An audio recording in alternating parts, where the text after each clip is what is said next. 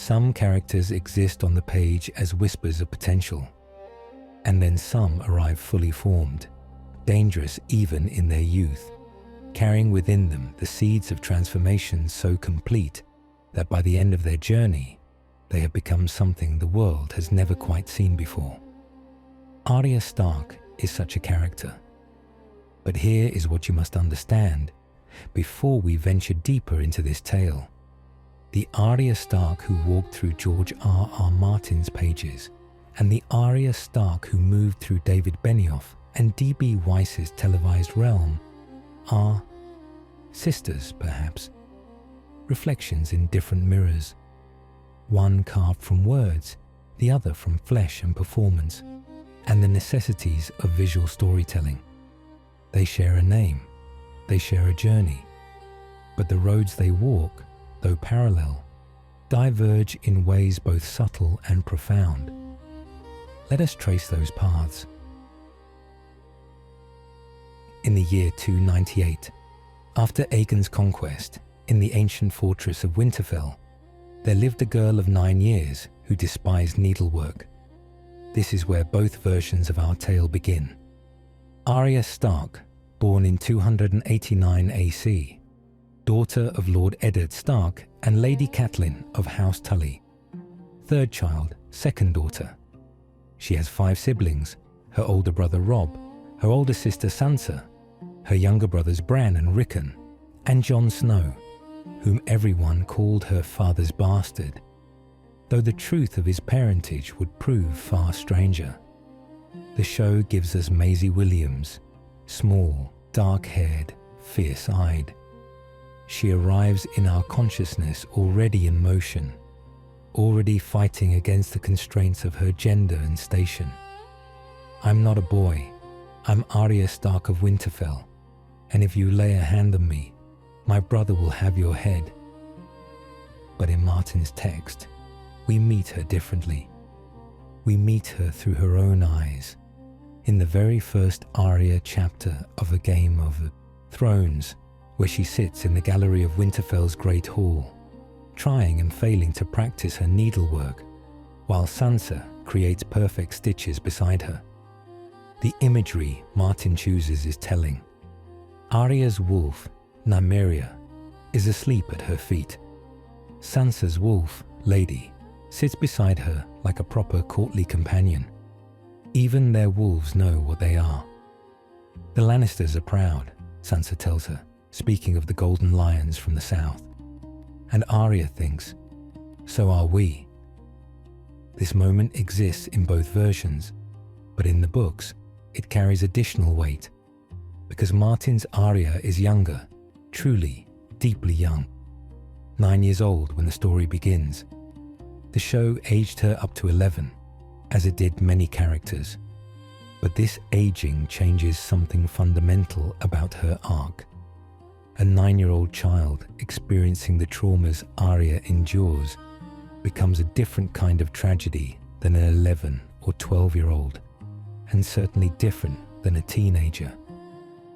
Martin's Arya is still playing with swords, still young, enough that when she names her blade Needle, a gift from Jon Snow, thin and light, made for her small hands, it is a child's joke, a rebellion against the needlework she hates, transformed into something deadly. In the show, Needle arrives with more gravitas. It is still a gift of love from Jon, still a symbol of Arya's rejection of traditional femininity, but Maisie Williams holds it with a seriousness that makes it immediately a weapon, rather than a toy. Both approaches have their truth, but they are different truths. The man who would teach her was never supposed to exist. Syrio Forel appears in King's Landing like a fever dream. A former First Sword of Braavos, now reduced to teaching the daughter of the Hand of the King how to fight with wooden practice swords. In both the books and the show, he is flamboyant, wise and eccentric, a master who speaks in riddles and teaches through paradox. What do we say to the god of death? Not today.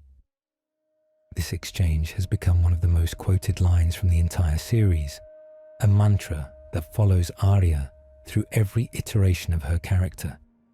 But watch how Syrio functions in each medium. In the show, he is memorable, yes, but he is also brief. A handful of scenes, a dramatic last stand against Sir Meryn Trant and the Lannister guards, and then gone. Probably dead, though we never see the body. His impact is immediate and visceral, a catalyst for Arya's transformation. In the books, Martin gives us something stranger. Sirio's lessons extend across multiple chapters, woven throughout Arya's King's Landing arc. He teaches her to see, truly see. The cat was an ordinary cat, no more. But her quiet hour was full of movement, Martin writes, describing Arya's training in observation. She chases cats through the Red Keep, learning to move silently, to notice everything. This training becomes the foundation of everything Arya will later become. The assassin, the face changer, the girl who can move through crowds unseen. And here is something the show could never quite capture.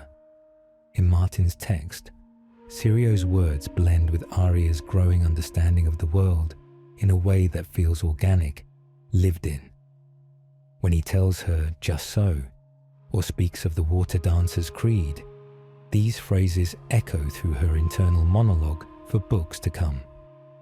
Years later, continents away, Arya will still hear his voice. The show tried to maintain this through callbacks and repeated lines, but there is something about the written word, about seeing inside Arya's thoughts, that makes Sirio's influence feel more profound on the page. There's also this.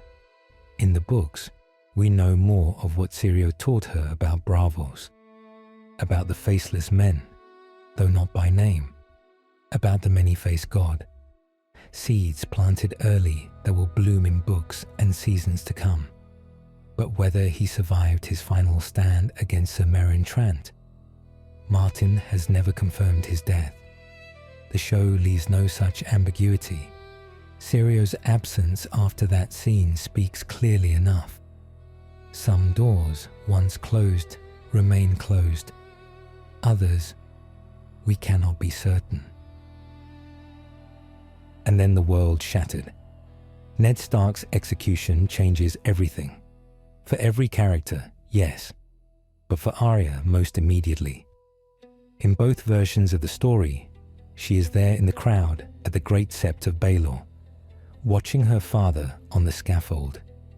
In both versions, Yoren of the Night's Watch grabs her, pulls her away, and keeps her from seeing the sword fall. But here the paths begin to diverge more significantly. The show, constrained by time and the practicalities of filming, gives us a compressed version of Arya's flight from King's Landing. We see her journey north with Yoren and his recruits for the Night's Watch. Lomi Greenhands, Hot Pie, and Gendry. These companions remain with her more or less through her early wanderings. Martin's books give us something far more extensive.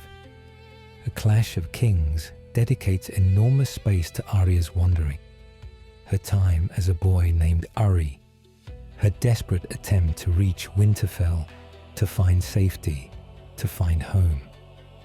The show collapsed this timeline, trimmed characters, and streamlined the journey. Understandable, perhaps necessary. But something was lost in that compression. In the books, Arya's road north is a catalogue of horrors. She witnesses the small folk suffering from the War of the Five Kings, villages burned, women raped, children murdered. She sees what war actually means, not from the perspective of lords and ladies playing their Game of Thrones, but from the ground level, where people die in ditches for no reason at all. She begins her list during this time. Joffrey, Cersei, Elyn Payne, the Hound, names of those she will kill, a prayer of death she whispers each night before sleep. In both versions, the list becomes her identity, her purpose, the thing that keeps her moving forward when everything else has been taken from her. But the show's list is shorter, more focused on major characters. Martin's list, in the books, grows longer and stranger. Polliver, Raff the Sweetling, the Tickler, Dunson, Wheeze, Chiswick. Some of these names mean nothing to casual readers, but to Arya, each represents a specific crime, a specific wound. She remembers everything. And this is crucial to understanding who Arya becomes. She is a witness. In a world where the small folk are faceless, nameless, disposable, Arya sees them, knows their names, remembers their deaths. When she reaches Harrenhal, that cursed melted fortress where Aegon's dragon fire still seems to haunt the twisted towers, her story takes a turn that differs dramatically between page and screen. Harrenhal belongs to no one and everyone. In Arya's time there, it changes hands between Lannister, Stark, and Bolton forces as a cursed token passed between damned souls. In the show, Arya becomes cupbearer to Tywin Lannister himself.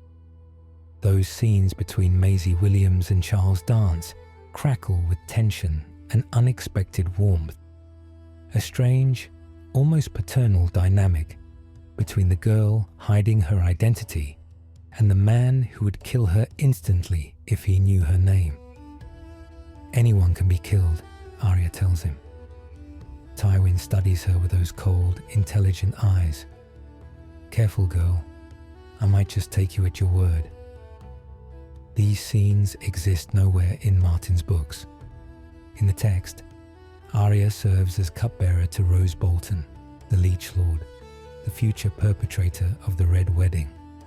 It is a darker, more ominous arrangement, one that foreshadows horrors to come. She serves him briefly, overhearing his plans, watching him scheme, and when he announces he will leave her behind at Harrenhal with the brave companions, she knows she must escape. But the show made a choice to give us Tywin and Arya, to create a relationship that illuminated both characters in new ways. Some purists object to this change, but there is artistry in it. We see Tywin's respect for intelligence regardless of its source, and we see Arya learning to play the game, to lie, to be whoever she needs to be to survive. Both versions, however, give us Jaqen H'ghar, the Lorathi assassin with a strange manner of speaking, referring to himself in third person. A man has a debt. 3 lives were taken, 3 lives must be given. In both the books and the show, Jaqen owes Arya 3 deaths for the 3 lives she saved from the burning cart. In both versions, she chooses her targets carefully, learning the power she now holds, the power of death itself. But here is where we must pause and consider what the show changed and what remained the same. Jaqen's third kill, the one Arya threatens to name him for, forcing him to help her escape Harrenhal, plays out with similar beats in both versions. But the aftermath, the moment where Jaqen gives Arya the iron coin and teaches her the words valar morghulis, carries a different weight. In the show, it is a promise of reunion, a thread that will pull Arya across the narrow sea to Braavos. In the books, it is stranger, more mysterious. Jaqen changes his face right there in front of her, demonstrating impossible magic, and he tells her that if she seeks him, she should present the coin and speak the words to any man from Braavos. Martin's version leaves us uncertain whether we will ever see this specific man again, or whether Jaqen H'ghar was just another face, another identity, as temporary as morning mist. The show brought him back, same face, same voice, same character, for simplicity's sake, for the audience's comfort and recognition. Different choices, different stories. In the Riverlands, in the woods and caves and hidden places, there are men who fight a different kind of war. The Brotherhood without banners appears in both versions, led by Beric Dondarrion, the Lightning Lord who cannot seem to die, and his Red Priest, Thoros of Myr, who keeps bringing him back through the power of R'hllor, the Lord of Light. Arya's time with the Brotherhood is significant in both mediums, but the books give it more space, more depth. She begins to believe for a moment that she might have found allies, people who care about justice, who protect the small folk, who might help her reach her family. And then they sell Gendry. The show streamlined this, made it about Melisandre taking Gendry for his king's blood. In the books, the betrayal is more complex, more nuanced. Gendry chooses to stay with the Brotherhood, to become a smith for them. It is not quite a betrayal, but to Arya, who has lost everything and everyone, it feels like on. She runs, again. But before she can escape, she encounters the Hound.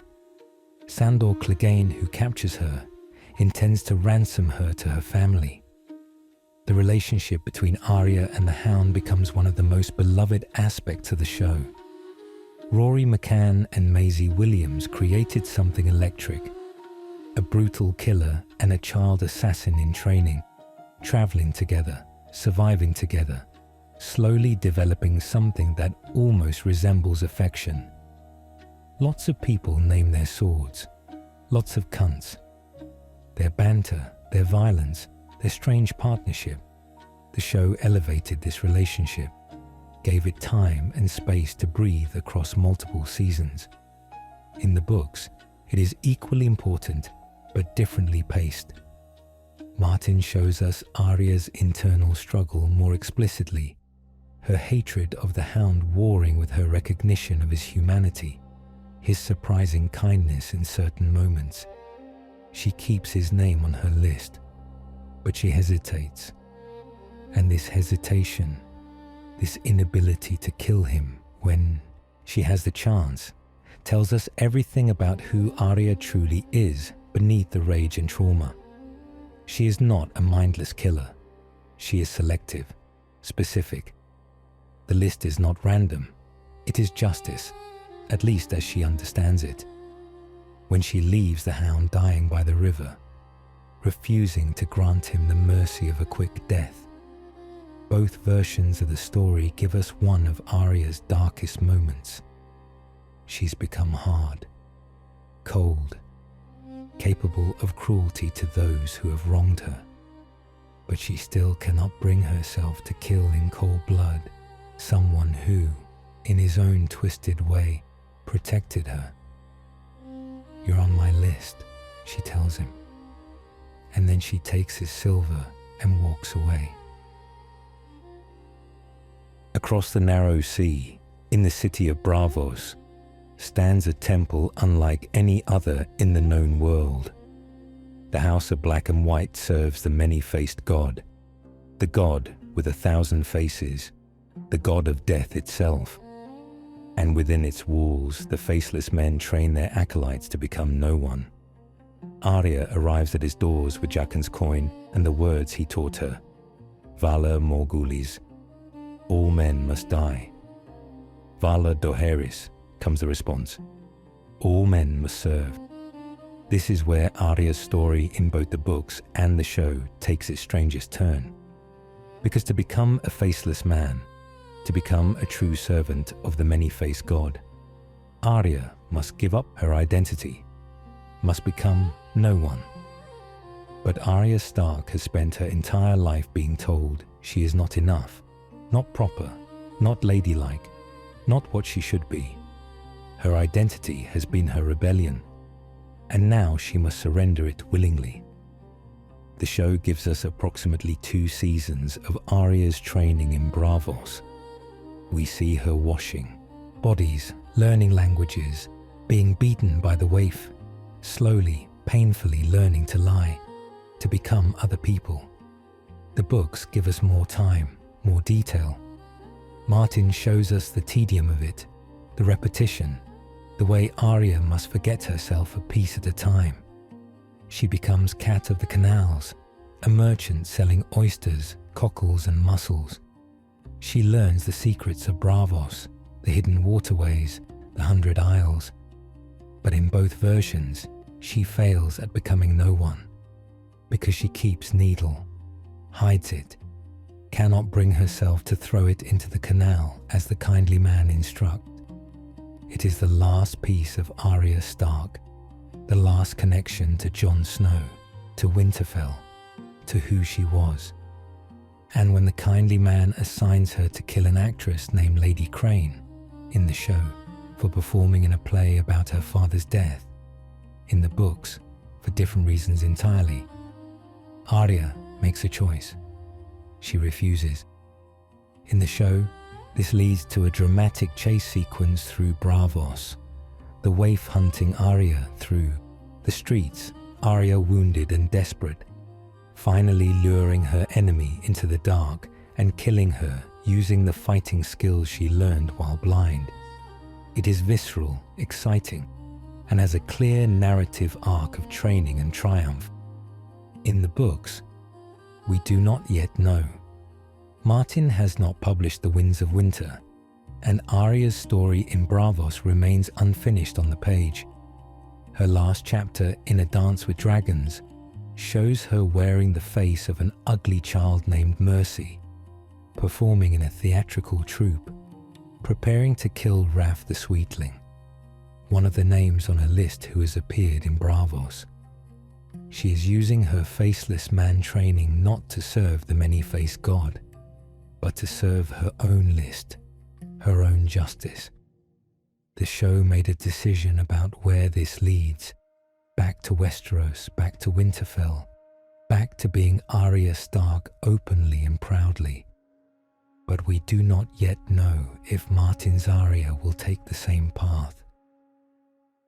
When Arya returns to Westeros in the show, she is changed, harder, more capable. She carries within her the skills of the faceless men, even if she rejected their philosophy. Her first act upon returning is to murder every male member of House Frey involved in the Red Wedding, baking the sons into pies and feeding them to Walder Frey before cutting his throat. My name is Arya Stark. I want you to know that. The last thing you're ever going to see is a Stark smiling down at you as you die. It is a moment of pure catharsis for the audience, revenge served cold and complete. But it is also deeply disturbing. Arya has become the very thing she was taught to hunt, a dealer of death, calculating and remorseless. The books, again, have not reached this point. We do not know if Martin's Arya will return to Westeros at all in the same manner, or if her story will take a different path entirely. But there are clues. In the books, Arya is a warg, able to slip into the mind of her direwolf Nymeria, who runs with a massive pack in the Riverlands. She dreams wolf dreams, sees through wolf eyes. The show touched on this only briefly, but in Martin's text, it is fundamental to Arya's identity. She is never fully separated from her Stark nature, her northern magic. When Arya becomes no one, Nymeria is still out there, still connected to her. Still, Arya is in a way that cannot be trained away or forgotten. This suggests that Martin's version may always have been impossible for Arya to truly become no one. She is too much herself, too connected to her family, her land, her wolves. The show's later seasons gave us Arya reuniting with her siblings, Sansa, Bran and Jon, These reunions carry tremendous emotional weight. Years of separation finally ended, but they also revealed how different Arya had become. The girl who left Winterfell could barely hold a sword. The woman who returned was perhaps the deadliest fighter in the North. And here, the show made its most controversial choice regarding Arya. They had her kill the Night King. In the crypts of Winterfell, there is a statue of Lyanna Stark, Ned's sister, for whom a war was fought. Beautiful and brave, remembered in stone. There are no statues of Arya Stark, not yet. But after the Battle of Winterfell, after she drove a Valyrian steel dagger into the Night King's heart and shattered him and all his army in one impossible moment, perhaps there should be. This choice, to make Arya the hero of the Long Night, the one who ended the threat of the White Walkers, divided the fan base. Some saw it as a perfect culmination of her training, her journey from overlooked child to savior of humanity. Others felt it robbed Jon Snow of his narrative destiny, or that it came from nowhere, unearned. What we know for certain is that it did not come from Martin's books, because Martin has not written this far in the story. We do not know who will defeat the others in the books, if anyone will. We do not know if Arya will be anywhere near that confrontation. The show's choice was bold, unexpected, and very much their own. And in choosing it, they made a statement about who they believed Arya had become. Not a lady, not a wife, not a queen, but a warrior, a killer. A girl who looked death in the eye and said, "Not today." In the end, after the wars were over and the dust had settled, after Jon was exiled and Bran was crowned and Sansa ruled the North, Arya made one final choice. She would not stay. "What's west of Westeros?" she asks early in the show's run, staring at maps, curious about the edges of the known world. No one knows. No one has ever sailed west and returned to tell the tale. So Arya, in the show's final moments, sails west, seeking what lies beyond the maps, beyond the known world, still exploring, still moving, unable to settle into the life expected of her. It is a beautiful ending for the show's version of Arya, true to her restless spirit, her rejection of traditional roles, her endless hunger to see what lies beyond the next horizon. But it is not the ending Martin has written. Not yet. Perhaps not ever. In the books, Arya is still in Braavos, still training, still learning, still struggling with the question of who she is and who she must become. We do not know if she will return to Winterfell. We do not know if she will find peace or only more violence. We do not know if she will remain no one or reclaim herself fully. Martin has said in interviews that he knows where each major character ends. He has shared some of these endings with the showrunners, though not all the details of how they arrive there. Is sailing west of Westeros one of those endings? Or did the show create something entirely their own for Arya? We cannot know. Not yet. Perhaps not for years to come, if Martin's pace of writing continues as it has. And so we return to where we began. Two versions of Arya Stark, walking parallel paths that sometimes converge and sometimes diverge. The show's Arya is older, more physical in her violence, more directly heroic in her actions. She's given moments of triumph, killing the Freys, killing the Night King, reuniting with her family, that feel earned and cathartic. Martin's Arya is younger, more internal in her struggles, more mysterious in her magic. She is still in motion, still becoming, still uncertain of what she will ultimately choose. Both are true to the character's core. A girl who refused to be what others expected, who survived through adaptability and will, who never forgot who she was, even when she tried to become no one. But they are not the same girl. The show had to make choices, to compress, to clarify, to create visual moments that would resonate with millions of viewers. It succeeded in creating one of the most beloved characters in television history, a young woman who inspired countless fans with her strength and resilience.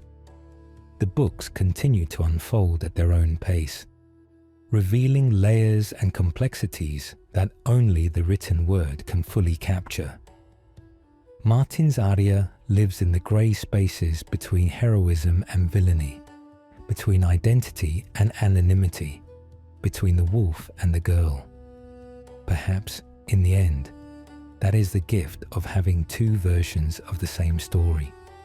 We do not have to choose between them. We can hold both in our minds, appreciating what each brings to our understanding of this fierce, damaged, unstoppable girl. Arya Stark, who was told she would marry a lord and have his children, who instead learned to kill with her hands, her blade, her face, who looked at the god of death and refused him, who sailed beyond the edges of the map seeking something no one else had ever found. The candle burns lower. The storm outside has not quieted. And somewhere, in a book or screen or the spaces between them, a girl whispers her list one more time before sleeping. Valar morghulis. All men must die. But not today. Not today.